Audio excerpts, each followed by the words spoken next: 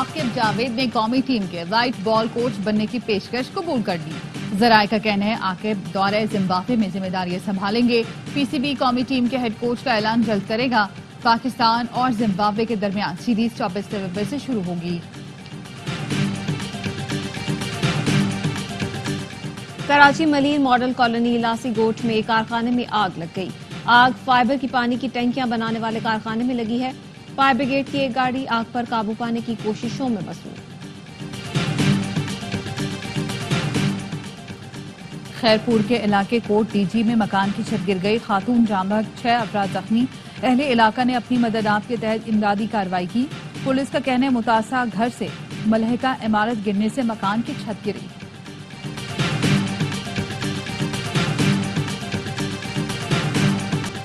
ڈسکہ میں زارا قتل کیس میں مزید دفعات شامل کر دی گئیں۔ زارا کے لاپتہ ہونے پر والد نے 11 نومبر کو پہلے ہی اغوا کا مقدمہ درج کرا دیا تھا۔ مقدمے میں قتل، ثبوت مٹانے اور سازش کرنے کی دفعات کا اضافہ کر دیا گیا۔ ملزم، ساس، نند اور اس کے بیٹے کو ریمانڈ ختم ہونے پر کل عدالت میں پیش کیا جائے گا۔ پولیس کا کہنا ہے مرکزی ملزمہ کی ایک اور بیٹی نواسہ اور 2 رشتہ دار بھی حراست میں ہیں۔ لاہور سے تعلق رکھنے والے ملزم نوید جٹ کی گرفتاری تاحال ظاہر نہیں کی گئی۔ وزیراعظم شہباز شریف کی زیر صدارت نیشنل ایکشن پلان کی ایپیکس کمیٹی کا اجلاس کل ہوگا۔ بلوچستان اور خیبر پختونخوا میں دہشت گردی کے بڑھتے واقعات کی وجوہات کا جائزہ لیا جائے گا۔ اجلاس میں اعلیٰ عسکری قیادت، متعلقہ وفاقی وزراء، وزرائے اعلیٰ اور انٹیلیجنس اداروں کے سربراہان شرکت کریں گے۔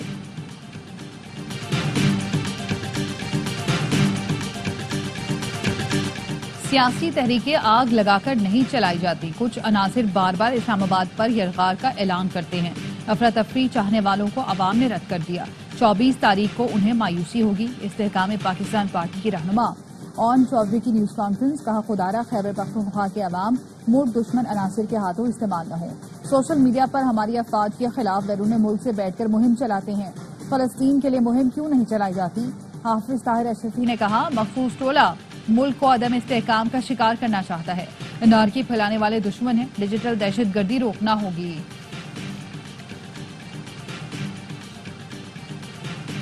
امریکی ارکان کانگریس سے بانی پی ٹی آئی سے ناروا سلوک کی مذمت کی۔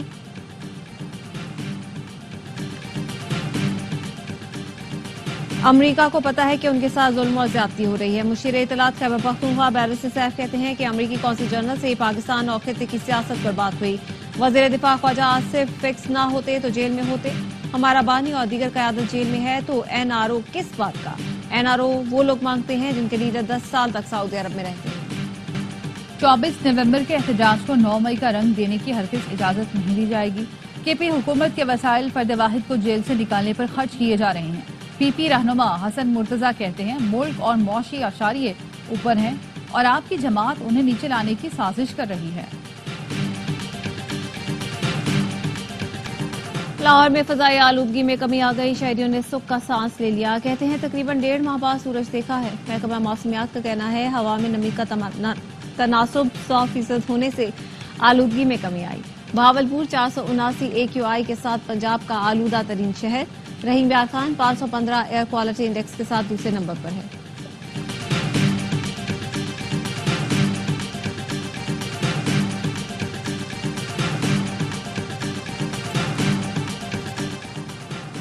اور وزیر اعلیٰ بلوچستان سرفراز بگٹی کی راولپنڈی میں میجر حسیب شہید کے گھر آمد۔ سابق وزیر اعظم انوار الحق کاکڑ بھی وزیر اعلیٰ بلوچستان کے ساتھ شہید کے گھر گئے۔ میجر حسیب شہید کے والد سے تعزیت کا اظہار کیا۔ وزیر اعلیٰ سرفراز بگٹی کا کہنا تھا بلوچستان کے عوام آپ جیسے بہادر والد کو سلام پیش کرتے ہیں۔ میجر حسیب شہید پاکستان کا فخر ہیں۔ پاکستان کھپے کا مقصد سندھ کے پانی کی تقسیم پر سمجھوتا کرنا نہیں۔ چولستان کی خوشحالی چاہتے ہیں لیکن سندھ کے پانی کی تقسیم نہیں چاہتے۔ سندھ حکومت کے ترجمان بیرسٹر ارسلان شیخ کہتے ہیں نئی کینالز پنجاب کے پانی کے لیے بنتی ہیں تو ہمیں اعتراض نہیں۔ دریائے سندھ کے پانی پر کسی صورت سودے بازی نہیں ہو سکتی۔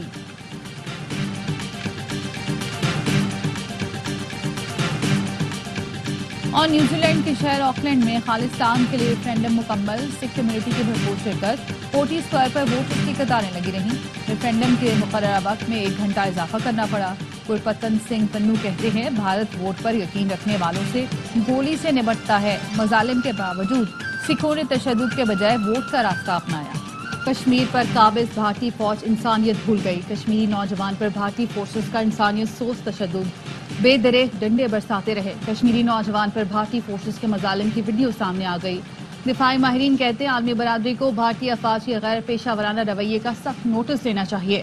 ریاستی سرپرستی میں دہشت گردی خطے اور عالمی امن کے لیے شدید خطرہ ہے۔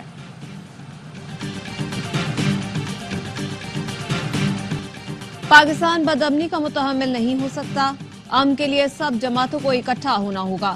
امیر جماعت اسلامی پاکستان حافظ نعیم الرحمان کہتے ہیں حکومت مہنگائی کم ہونے کا جھوٹا دعویٰ کرتی ہے۔ حکومت نے سولر سسٹم روکنے کا IMF کا مطالبہ کیوں مانا؟ اعداد و شمار کے ذریعے بیوقوف بنانے سے معیشت بہتر نہیں ہوگی۔ نون لیگ اور PP نورا کشتی لڑتے رہتے ہیں۔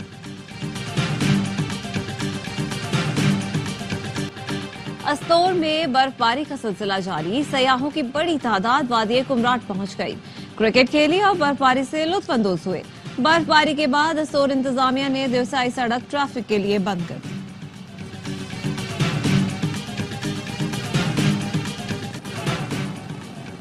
پاکستانی حکام سے بانی PTI کے فوجی ٹرائل کے اشارے نہیں ملے۔ بانی PTI سمیت پاکستانیوں کے لیے شفاف عدالتی ٹرائل ضروری ہے۔ برطانوی وزیر خارجہ کا بانی PTI اور پاکستان کی صورتحال پر ارکان پارلیمنٹ کے خط کا جواب۔ سویڈن کے فوجی عدالتوں میں ٹرائل کی شفافیت اور آزادانہ جانچ پر تحفظات کا اظہار۔ لکھا پاکستانی عدالتی معاملات داخلی ہیں لیکن عالمی قوانین کی پاسداری چاہتے ہیں۔ پاکستان بنیادی آزادیوں اور شفاف ٹرائل کے حق کا احترام کرے۔ پاکستان میں آزادی اظہار اور سیاسی مخالفین پر پابندیوں سے متعلق تشویش ہے۔ متعلقہ وزیر نے پاکستانی وزیر انسانی حقوق کے ساتھ سول اور سیاسی حقوق پر بات کی۔ متعلقہ وزیر دورہ پاکستان سے واپس آ کر ممبران پارلیمنٹ سے ملاقات کریں گے۔ زلفی بخاری نے وزیر خارجہ کو خط لکھنے والے ممبر پارلیمنٹ کم جانسن اور دیگر کا شکریہ ادا کیا۔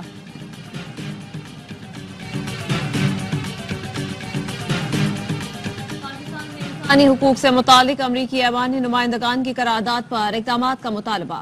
54 ارکان کانگریس نے صدر جو بائیڈن کو خط لکھ دیا۔ کہا پاکستان میں 2024 کے ناقص الیکشن کے بعد انسانی حقوق کی دھجیاں بکھیری گئیں۔ اہم سیاسی جماعت PTI کو انتخابات سے دور رکھنے کی کوشش کی گئی، لیکن PTI امیدواروں نے آزاد حیثیت میں کامیابی حاصل کی۔ الیکشن کے بعد حکام نے عدلیہ کی آزادی اور انسانی حقوق کی مزید پامالی کی۔ PTI رہنماؤں کی فوری رہائی کے لیے اقدامات کیے جائیں۔ پاکستان میں تعینات سفیر کو انسانی حقوق جمہوری اقدار کے فروغ کے لیے اقدامات کی ہدایت کی جائے۔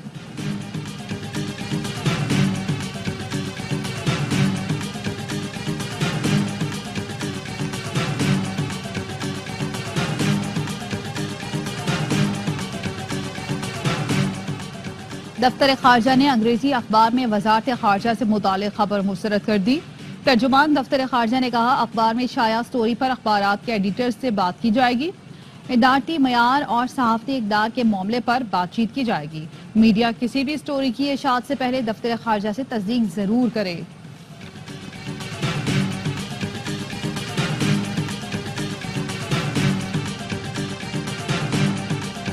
بیلاروس کے صدر وفد کے ہمراہ 2 روزہ دورے پر 25 نومبر کو اسلام آباد آئیں گے۔ سفارتی ذرائع کا کہنا ہے دورے میں Pakistan Belarus trade road map 2025-27 زراعت، تجارت اور سائنس اور ٹیکنالوجی میں مفاہمت کی یادداشتوں پر دستخط ہوں گے۔